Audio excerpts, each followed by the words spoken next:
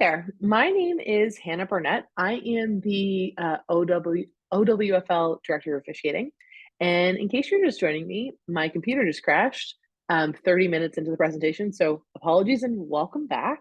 Um, I think I don't think I'm going to be able to recover the first 30 minutes. However, they are very similar to those for the Tuesday night call that we had, the under 13 through under 19 section. So I think the suggestion is going to be let's not restart and let's get through the rest of this. And then if you are, I'm sending out the slide decks, they'll be linked in the YouTube video. So if you want to take a look at the JEWL specific slide deck that goes with that first 30 minutes or so, it will be available to you. And then I'm able to answer any questions. We were just in the middle of going into OWFL JEWL specific modifications. We've talked a little bit about the 15-meter marking area and its importance in the JEWL game. And then we were looking at the OWFL rule modification doc that compares U19, U15, U13, and JEWL and our World Lacrosse rulebook to each other. So those are available at owfl.org/officials. That's our OWFL website. Click on officials, and then rules and modifications will take you down to that section of the website. Thinking JEWL specifically, I do think there's value in going through the JEWL rule modification doc itself. So if we come back to the website and we go to the JEWL modifications, it takes all of that information from the summary of the league and gives it some more context and some more detail. And so here is that context and detail. So zoom in a little bit here. So what I do want to talk about right now is the shot clock. This is the number one difference between U15 or U19 and JEWL. I would say that the shot clock has a varied range in terms of its importance and how much it plays into a particular JEWL game. But we play with a 90-second shot clock so that teams can't really stall the ball. 90 seconds is still a very long time. We maybe have one, maybe two or three turnovers a game based on a shot clock violation. But what it's done is it in the NCAA, where we've inherited it from and kind of like made it a part of our game from their game, is it keeps the play moving. People are thinking in a much more attacking sense than thinking that they need to think defensively.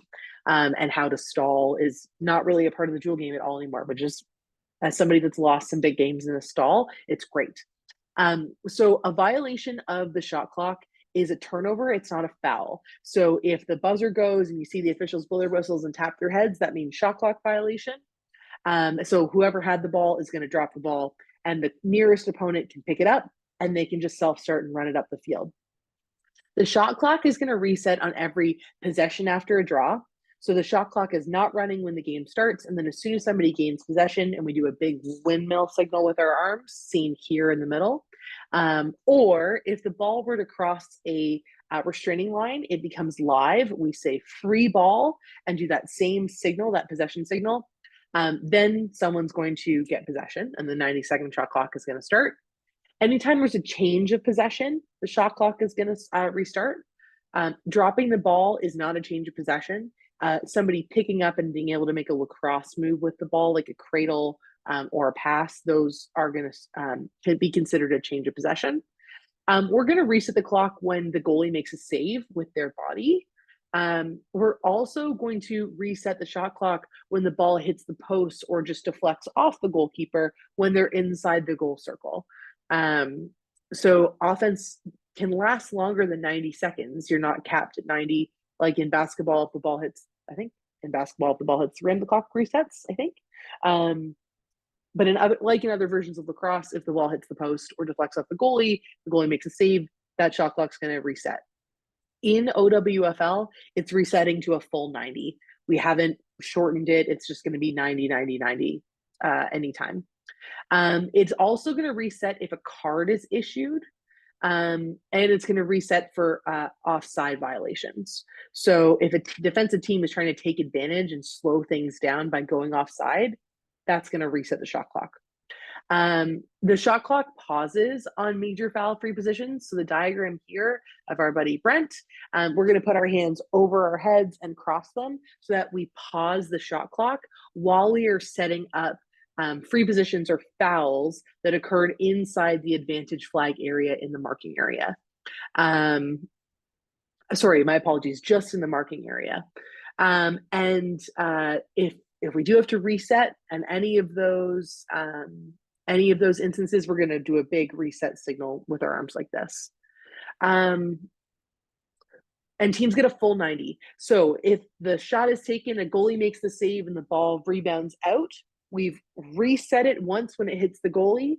And then when a team picks it up, either team, we're going to reset the clock again. Everyone gets full 90 seconds. So that is the shot clock in a nutshell. Any other questions, let us know, but that's the idea for shot clock. Going back to our presentation, the other thing that I want to flag if there's any coaches that are watching this video is that OWFL Common Questions from Coaches is a document that also lives online on the website. It can be visible right here. And it answers, or the goal of this document was to answer a whole bunch of fairly frequent questions that we get asked as officials. You know, are players allowed to change their sticks on the field? Who can ask questions to officials? How do I call a timeout? When can I call a timeout? The very last page goes through how can coaches provide feedback about officiating? So we do want to hear from you if you have any feedback. But all of that can be found here on our website. So do want to direct you there. It's relevant from U9 all the way through JEWL. Let's get into the kind of gritty stuff that we wanted to get through in this presentation. So we're going to talk about turnovers, and then we're going to talk about our 4 foul categories. Turnovers in this game are just changes of possession, and then there are 4 foul categories. There are restraining line violations or offsides, goal circle violations, minor fouls, and major fouls. Minor fouls typically about fairness, major fouls being about safety. And each of those 4 types of fouls have different types of foul setups. So depending on where they occur on the field and the type of foul it is, the officials or the players are going to be prompted to do different things. And with exceptions, fouls are served by moving 4 meters behind or to the side, behind if it's a major, to the side if it's a minor foul of the person that was fouled. In JEWL, there are 3 change of possession instances that I can think of. If someone steps on the sideline, or if the ball goes out of bounds on a sideline or an end line, that's going to be a turnover. No one has to serve 4 meters to the side or behind for those ones. It's just a turnover to the nearest opponent. If there's a boundary violation, so the ball goes out of bounds, sidelines or end lines, off a shot. So if someone takes a shot, the official is going to yell shot. If you hear them yelling shot, then that signals that it's not, it's actually going to be the person who's closest to the ball when and where it crosses the sideline or the end line. That person's going to get rewarded with the ball. So it's really great in women's field that there's actually an opportunity to get the ball back if you work hard for it. So only on shots, it is the person who is closest to the ball when it crosses the line. They are going to be the one that gets rewarded with it to bring it back in bounds. Pardon me. And then on a shot clock violation, again, it's just going to be a turnover, no one's serving. It's going to be a turnover at the spot of the ball. Important. Our first foul category is going to be goal circle violation. So we'll talk about this in detail.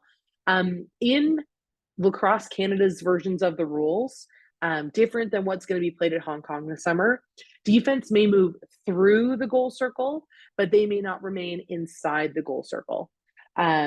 Remaining meaning just posting up in there and standing there and standing there and standing there. You may move through to cover somebody. You can move through the back side of the goal. You can move through the top side of the goal. Doesn't matter where the ball is. In Hong Kong, it will matter where the ball is. There's kind of an unfortunate version of the rule that's going to be used in Hong Kong this summer. But again, players may not remain in the goal circle. Goalies have to be the one to clear the ball from the goal circle. This is an OWFL modification. We might look at removing this from JEWL in the future, but for now, we are playing with this modification. Even now, even in JEWL, we want our goalies to just be better and to have opportunities to play the ball, to be a part of the game. So if there is a ball inside the goal circle, the defense is allowed inside. They can touch the ball, but they cannot cover and smother the ball. Only the goalie can cover and smother the ball.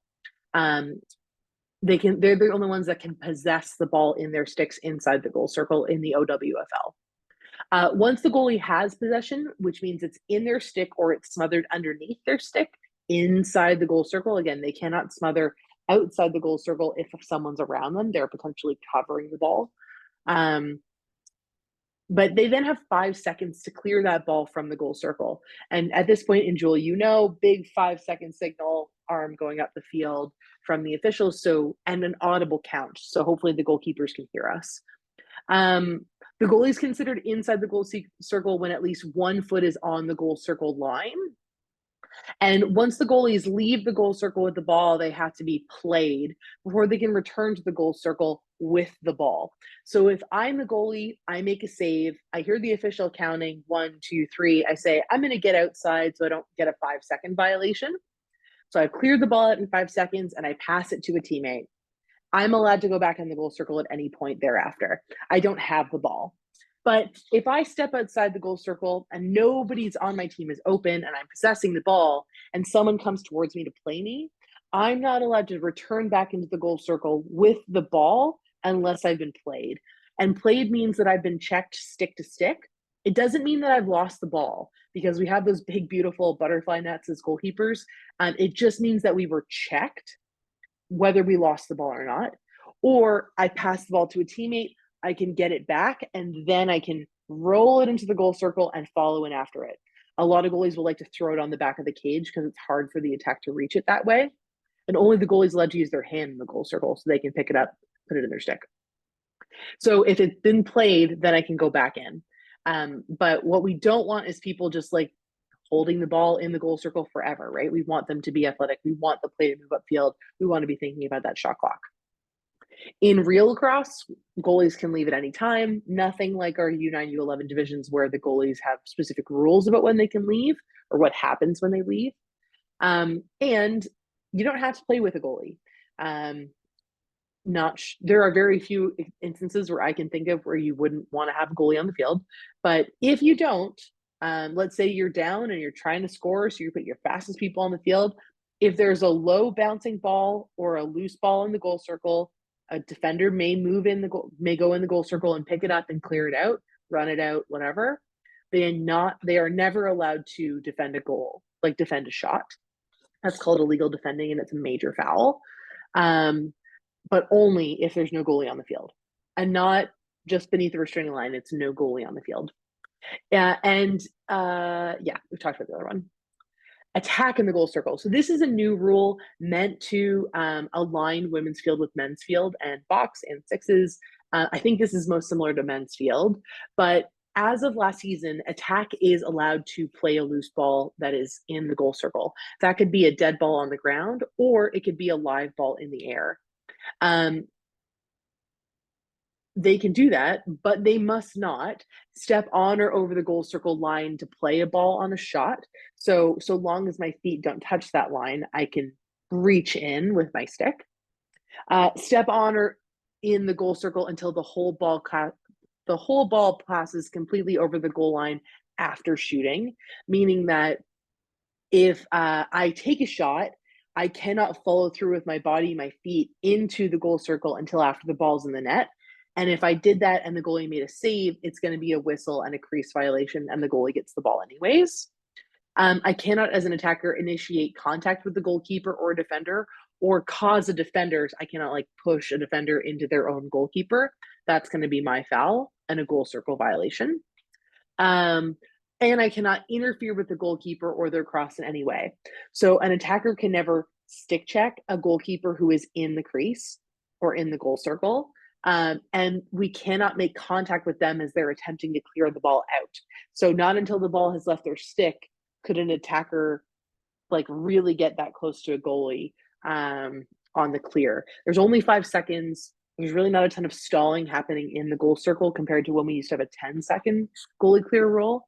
So that's the attack. The attack may play loose balls in the goal circle, in the air, on the ground, so long as their feet are not on that line or touching that line. The third foul category is minor fouls. People go 4 meters to the side when they commit a minor foul. Tons of illegal procedure fouls, so illegal equipment. Taping is not legal. It has never been legal in the OWFL. So if Susie just got her ears pierced, she's going to have to take them out for 2 hours while she plays. Religious jewelry, of course, is okay so long as it is taped down. If you have players that are playing with religious jewelry, please just have them mention to the officials before the game, hey, our number 17 is wearing a bracelet, it's taped, it's for religious purposes, no problem. Not drawing legally is an illegal procedure foul. Substituting illegally is like having too many players on the field or coming on too early, coming on before your card is expired. Those are all examples of illegal substitution. You cannot throw or exchange sticks on the field. So this is one that I did want to talk about with a little bit more depth. Athletes in JEWL have aspirations to play at higher levels in this game. And in doing so, they probably are consuming and watching higher levels of lacrosse. Maybe you're watching NCAA games on the regular, or you are attending those games, attending OUA games. In the NCAA, there's a real common tendency now for elite draw takers to use one stick to take the draw, and then they swap sticks with a teammate and use a different stick to play defense or offense. And if that is the case, that is legal in the NCAA, but it is not legal to do in the OWFL or in the World Lacrosse version of our game. So I cannot exchange a stick or throw sticks between me and a teammate on the field. If I'm going to exchange a stick, it needs to happen off the field. So I need to take my own stick to my sideline, drop my stick, pick up my other stick, and then I can come back on the field. So that's the thrown stick rule. It is a minor foul. And that's not new. That's been around for a number of years now, that clarification. So important that athletes, if they are using a draw stick, they've got to go get their other stick and come back on the field. And then early entry, being behind a restraining line. My coaching hat wants to come on and tell people to not stand with their toes right up to the line, because you're always going to edge forward, right? So playing maybe a foot back off that line, so you give your space a couple of inches to inch, is a good idea. You may reach over, just like in the goal circle, the restraining line on the line is a violation. So reaching is fine for a ball in the air or a ball on the ground, so long as your feet don't touch that line. That's going to be early entry. And then some other common minor fouls and maybe some misconceptions about minor fouls. Body ball, we're not allowed to kick the ball in this version of the game. We also are not allowed to cover a ground ball with cross or body when it prevents an opponent from making a legal play on the ball. So if nobody else is around me, I can cover the ball all I want. It's not impeding anybody else from playing lacrosse. That's the specific thing that people tend to forget about this rule or not understand about this rule. There's some other ones there, but for the purposes of JEWL, everyone's been playing lacrosse for a while, so these are all fairly common. What I will say is at the JEWL level, you're going to see fewer minor fouls whistled. You're going to see the advantage used a lot more, particularly to play through like ticky-tack fouls. Officials want to see, if number 17 gets empty stick checked, but then picks up the ball, we're just going to give them an advantage. We're guaranteeing that we're playing that foul out. But it's actually going to be better for the flow of the game if we don't blow a whistle. Because we have this self-start rule, which I'll explain, it's better to let things kind of flow of their own volition. So minor fouls are still fouls in JEWL, but if I hear somebody yell, it's an empty, well, I know, I watched it. Usually I can miss stuff too, but generally speaking, we're pretty on the ball. So particularly if you see my arm go out, I observed that foul. I saw it, and we're just going to try and let elite athletes be elite athletes and play through ticky-tack stuff so that they can continue the game at a higher level at a faster pace. Major fouls, a little bit more important because we're talking about things that are oriented around player safety. We're going 4 meters behind the person we commit major foul against. And there's two broad subcategories in real women's lacrosse in the major foul category. Those are fouls oriented around displacement. So those are our illegal contact fouls, charging, blocks, illegal picks, those types of things, where you are displacing somebody. So we are a contact sport in that I can make contact on an opponent to play defense. If it's 50-50 contact, that's fine. That's perfectly legal and perfectly within the rules of our game. But when somebody takes advantage of that and goes 60-40 or 70-30 or 100 to none, that's when we're thinking about fouls. And those 100 to none, that's when we're thinking about carding. It just depends on the color of the card. And then the other subcategory of groups is unsafe checking. Checking towards the body and into the body. Those are examples of rough or dangerous checks. Across the body, swiping, dangerous follow throughs, unsafe things with our stick. Those are the other big categories. What I do want to take a second to talk about is specifically horizontal sticks in the JEWL game. That is playing defense with a stick held horizontally or, almost horizontally. At our lower levels, it is a foul. It is an automatic foul up until U15 that if someone makes stick to body contact on an opponent with the ball, with a horizontally held stick, it's an immediate whistle. Once you're at U19, we believe that players have enough control of their bodies and they can be a little bit more in control of how they make that contact. Horizontal sticks are legal. And it's true in our game, elite defenders play with horizontal sticks. However, there is a difference between contact that is legal and displacement, which is illegal. Horizontal sticks are a point of emphasis for our officials. They were last year, they are this year again. And it's definitely a hot button topic in lacrosse right now. You might have seen that the NCAA has made a number of significant rule changes that have aggravated a number of people. It's quite a big conversation going down in the US right now. But there's been a real increase in blunt contact, cross-checking motions where a stick starts off the body and ends harshly on the body to the back, to the kidneys, causing major injuries. And so that's why it's a hot button topic. And we want to protect athletes from this type of contact, from repeated contact like that. And so that's why this is a point of emphasis for our officials. You might have heard us say push quite a lot in the past. The category's been the foul has been relabeled. It's called illegal contact. It's a major foul. It can be upgraded to a card. It can be upgraded to a yellow card, and you're going to serve a 2-minute violation, or it can be upgraded to a straight red. We're going to spend quite a lot of time at our senior level officials research clinic this year, trying to draw our line in the sand on where we as a group of 25 women feel something is a yellow card and something is a red card and somebody should be expelled from the game. So that's a conversation that we are having actively. And the videos that we're going to be reviewing, we will ultimately post so that people understand what we think a red card is going to be in the OWFL this season. But know that this is important for us. We know that we need to be consistent about this and maybe more consistent about this. So players can hopefully expect more consistency from the officiating crew on this type of foul, that stuff that's into the kidneys, that's harsh, that's blunt, that's on the back. Basically, when a defender is making no attempt to play the ball and they are just trying to break down the attacker, that's when we're going to be looking at carding. So that's a little bit about, yes, horizontal sticks are legal, but elite defensive play is getting more and more physical. So this is kind of our thoughts on that. Other major fouls, like the unsafe checking ones that I've mentioned, rough, dangerous check across the body. This week on our YouTube page, we are going to be posting a whole whack of videos that explain all of these in detail. So I'm really proud of them. I'm hoping that they help provide some examples, some video clips, so you can see what we are looking for as officials on the field. And coaches can hopefully have some context. What is that call? I'm going to label them for you. So stay tuned to our YouTube channel for detailed explanations and videos. And then if there are further questions, I'd be happy to chat offline about those. But in terms of what makes a legal check, that is also outlined in the rough, dangerous check video. So lots of really cool stuff coming this week. So I won't bog us down with it now.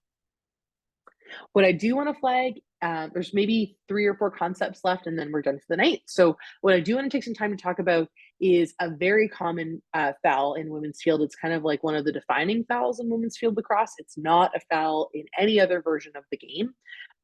But we have this foul called shooting space. So I'll go through the rule, and then I'll show you a couple of examples visually that might help contextualize it.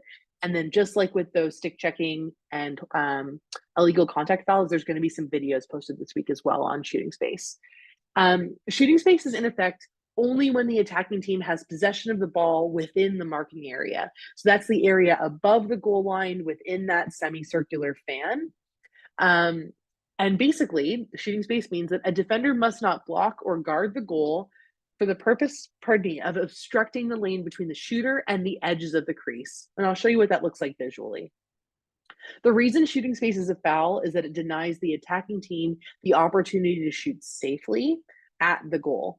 So women's lacrosse is kind of funny in that we have a number of fouls where it's actually not just about protecting others from what we do. It's about protecting ourselves and not putting ourselves in a vulnerable position. Another example of a foul like this is illegal cradle. I can't cradle close to my face. The reason I can't cradle close to my face is because people are trying to stick check me, and it would be unsafe for me to cradle towards my face. So shooting space is similar. Shooting space is a defensive foul when a defender puts themselves in a bad spot. A defender is not in shooting space, however, if they are legally marking an opponent within a stick length. So if I can put my stick out and touch the opponent, or if I can put my hand out and touch the opponent that I'm guarding, then I'm not eligible for shooting space. And I'm not eligible for shooting space if I'm standing below the goal line extended. So if the ball were here, it's on the line. So technically somebody could get called in shooting space. Or if the ball was here, the defender's standing right here or right here below the goal line extended, they may never be called in shooting space. There's no physical way they could block the ball from going in the goal. And shooting space refers to bodies, not sticks, an important distinction. And this is what it looks like. If the ball is here, the line goes, or let's do this one. If the ball was just inside that center hash, then it's from the ball to the edges of the goal circle. Anyone standing in that triangle, they are going to be potentially eligible if they are not legally marking someone within a stick length. So this is what that looks like visually. So this is from the Canada-US round robin game at the last World Championships in Towson in 2021. Taylor Cummings is about to take a shot. She has just run from the center of the field all the way down the field. And this defender from Team Canada has stepped into that lane. You can clearly see that this person has the opportunity to shoot. If someone is looking to shoot, either physically or like literally, we don't have to, like, you can shoot behind the back, right? So our eyes don't necessarily have to be there, but if we have the opportunity to shoot, if we have the time to shoot, then somebody is eligible for shooting space. So this defender right now is definitely between the ball and the edges of the goal circle. So this is a shooting space violation. Unfortunately, it wasn't actually called in this instance, and you'll see that in the video this week when that gets posted. But this is a shooting space violation to a T. Here's another example. This is Ali Jimerson for Team Canada. Ali has just stepped on the line, just stepped on the marking area line. So is somebody in this lane is eligible for shooting space. And what Ali does in the video is pumps her stick. So that is showing the officials, I have the opportunity to shoot. I'm choosing not to because I see this player is in my shooting lane. They're drawing that foul. That's really great offense. This defender, and it's Mike Dowdy, is 100% in the shooting lane. She is definitely outside of a stick length. She's probably 7 or 8 stick lengths away from her nearest defenders, who are here and here, and blocking and obstructing that space to goal. So that is the shooting space rule in effect. That's what we're looking for as officials. And this official in the bottom right does call this shooting space when you see it in the video later this week.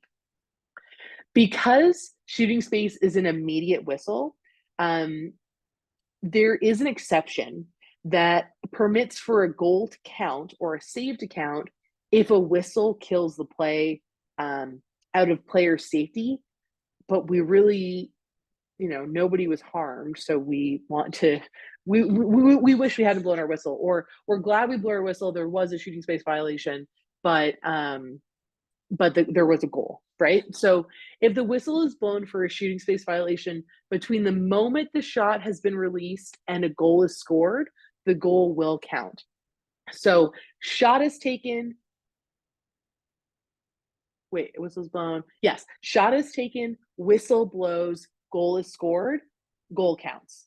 So it's really important at all levels of OWFL play and internationally that we're training our goalies to play to the save, play to the ball, not to the whistle, because there is an exception for shooting space that technically permits a goal to count when it enters the goal after a whistle. It is only permitted on shooting space exceptions.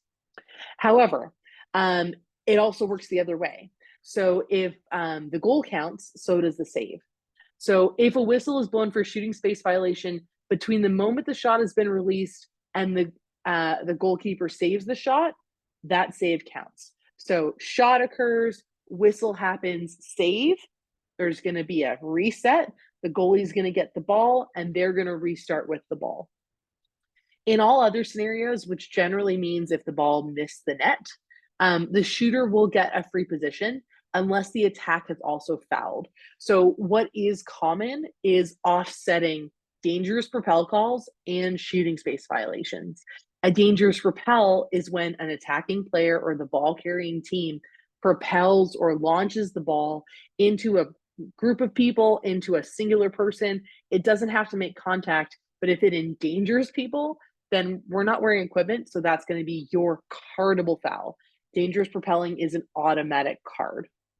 So unless there's a dangerous propel, if a shot missed the net, in all other scenarios, we're just going to give them a regular free position. Similar to shooting space is 3 seconds. So 3 seconds takes effect when the attacking team crosses the ball over their straining line into their attacking end of the field. And the 3 seconds rule dictates that a defender must not remain in the marking area for more than 3 seconds unless they are marking an opponent within a stick length. So to visualize that, let's say that this person's not looking to shoot, that these defenders are a little bit closer. That's fine. This person wouldn't be in shooting space if this shooter didn't have the opportunity to shoot. However, they are posted up right in the middle of the goal. How long have they been there? And that's something officials are counting for and looking for. If they're there for 3 seconds, they're outside of a stick length of their nearest defender or nearest attackers, that's its own violation. So if someone's in shooting space, odds are they might also be in 3 seconds, but the two are not necessarily that close. Someone can be in shooting space and not be in 3 seconds. Someone can be in 3 seconds and not be in shooting space, but they kind of do sometimes tend to go hand in hand. The other tenet is that a defender who is marking an unmarked opponent standing directly behind the goal circle is exempt from 3 seconds, but never exempt from shooting space. So let's just look at this differently. This defender, let's say this player is the person they're guarding, and this player was behind the goal. This defender can guard them legally and not be in 3 seconds, standing right here for as long as they want to, so long as this player that they're guarding remains behind the goal, directly behind the goal circle. But if the ball got quickly passed back up over the field to this shooter, if this girl turns to face her or not, it is a shooting space violation right away. So that's how those rules are tied together. Same thing here. Even if this opportunity to shoot wasn't there, if 24 wasn't looking to shoot, if they were more clearly looking to pass to their inside teammate, this player isn't maybe in shooting space, but maybe they're in 3 seconds. Because again, how long have they been posted up inside the marking area without guarding somebody? And the last thing I want to talk to you about tonight are advantage and self-start. So in terms of the advantage rule, when the official, I've kind of talked about this a little bit tonight, but when an official feels that blowing the whistle would disadvantage the attacking team, they can hold their whistle, so not blow their whistle, until the attack plays through an advantage. This can happen anywhere on the field. When it happens on a scoring drive within the advantage flag area, however, that's when you're going to see us use our flags. Only on major fouls and only on scoring drives. So if I see a big illegal contact foul, but the attack is just moving the ball around the ends, I'm not going to guarantee them a shot with a flag. I'm just going to blow it dead, set up the foul, play restarts. But if number 44 for Aurelia was driving towards the goal, like they are in this picture, that's me. I saw, this is back in 2016, I saw a foul, so I raised my flag. I'm guaranteeing that Aurelia is going to get a shot from a hash mark, or take a shot to end the scoring play, or guaranteeing them that opportunity to shoot. That's what the flag means. So again, if you see a minor foul or a major foul and you're like, they didn't call it, just give us a quick look. Do we have an arm up? That means advantage. That means I saw the play is still going this way. I'm giving you a little play on scenario like in men's field for loose ball fouls. I saw the foul. I just want to allow the players to play through it. That's one less whistle they have to deal with. If it happens on a scoring drive and you hear us and see us say flag and raise that yellow flag up in the air, we've seen it. We're just seeing if the play is going to continue. Because the worst thing we can do, and it really does hurt when it happens, is when I pull a flag or I don't pull a flag and I whistle, and then they get a really nice extra pass off and a shot. If my whistle kills the scoring drive, players look at me like I'm not doing my job. So we're trying to not kill the scoring drive. We're trying to let the scoring drive continue. Cards, I lied. We have to talk about cards and then self-start, and then we can leave. There are two types of cards. At this point, again, in JEWL, this isn't new stuff. Just maybe some clarifications for people that are a little less familiar with the game.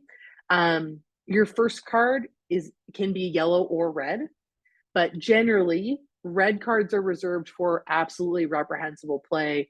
That can be anything from physical play, violence. It can also be like a really dangerous play that endangers or is like done on purpose to an opponent. It can also be derogatory language. So it's up to the official's discretion. We don't see a ton of red cards, thankfully, but again, the game is getting to a more physical level, and these are tools that we have to try and keep the play safe, keep players safe. So it is possible that you would see those called this year. But a yellow card is a 2-minute foul. If someone gets a second yellow card, then we're going to give them a yellow and a red card together. Anytime a red card is shown, it means that player is being expelled from the game and their team is down for 5 minutes. A straight red card for that really reprehensible stuff, that's a straight 10 minutes and you're gone. Your team's playing down for 10 minutes, but you may not return to the game. And our cards are not releasable. So unlike in hockey, where if there's a 2-minute penalty and someone scores and the penalty is released, all of our cards are non-releasable.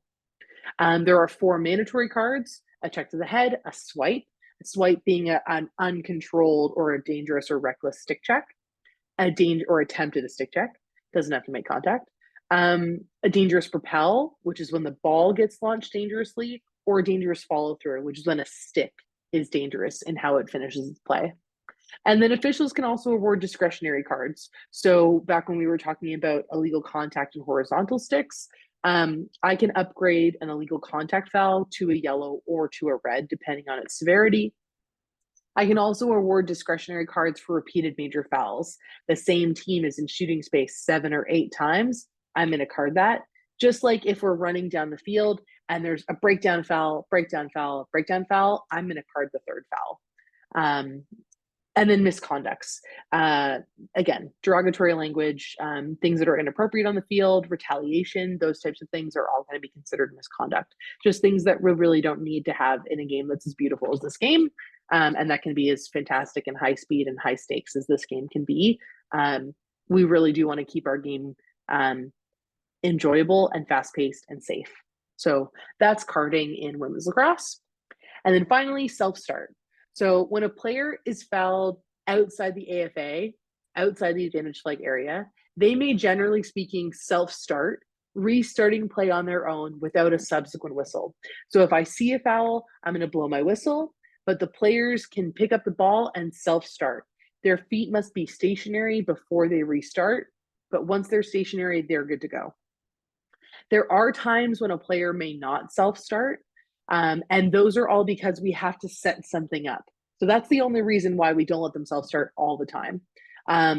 You cannot self-start when the clock is stopped because we need a whistle to start the clock. You cannot self-start when there's an illegal draw, usually because the ball has gone pretty far away, so we need to go get the ball, bring it back.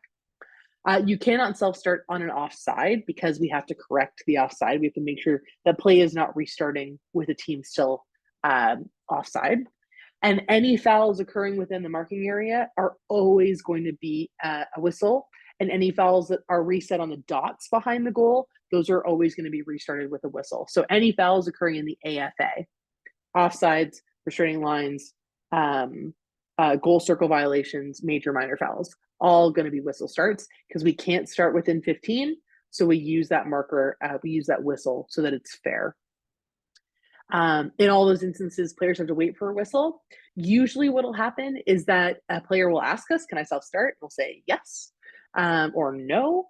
And if a player can't self-start, we'll usually point at our whistles and say, wait for the whistle. So that is self-start. So just quickly going over what our goals have been tonight. And again, I apologize for the technical errors earlier in the presentation, hoping I can recover the first 30 minutes. But if not, again, please check out the video from April 9th on U13, U15, U19 rules. First 30 minutes are pretty similar. But my goals have been to contextualize the game of women's field lacrosse and our sport's unique history, provide a brief overview of the OWFL. I wanted to introduce JEWL, including the modifications specific to this level, so namely the shot clock. I want to build avenues for spectators and coaches to inform themselves and contribute to a positive environment for our officials, but really for our athletes as well. And again, no rule is a secret, so create some resources and let you know where those resources can be found, and that's on our website. And I really want to foster an appreciation for this phenomenal game. Anybody that's watching this video, my request to you is that we did not cover every foul, every game concept, or every exception, and lots of those exist. This is women's lacrosse. It is a complicated game with complicated rules, and there are exceptions. So my rule to my officials is that someone shouldn't start a sentence with Hannah said without being very positive that I actually said that thing. So refer back to the video, refer to those rule documentations that are on our website, send me an email, talk with officials around the field. We love when people ask us questions because it means that people are trying to learn, and we are part of that process as well. And finally, know that I'm a student of the game too. I'm going to have some JEWL games. I know I'm going to make some mistakes. I try and prepare myself as best as possible to avoid making big mistakes, but we're all human, and we're all really just trying to help each other along and help each other get better at this game. So hopefully at the end of all of this, everyone's feeling a little bit more at ease with the rules of our game, or at least knows where to go to find answers and to be able to ask questions about our game. And hopefully you're looking forward to the 2024 OWFL season. I know we are. Our clinics start next week. So I'll make one last appeal. If anybody was interested in registering for an officiating clinic, they start Monday night and or Wednesday night. So you need to attend one of those two sessions. And I cannot recommend it enough. It's been a really wonderful part of my life. And our JEWL athletes have a really unique schedule that frees them up on the weekends. So we love it when JEWL athletes become officials because we can really put you on a ton of games and make you some money in the summer. So let me know if you have any questions, but my sincere thanks for your time for watching the video, and all the best to our players, our athletes, our coaches, and our clubs in the 2024 OWFL season. We're looking forward to seeing you on the field.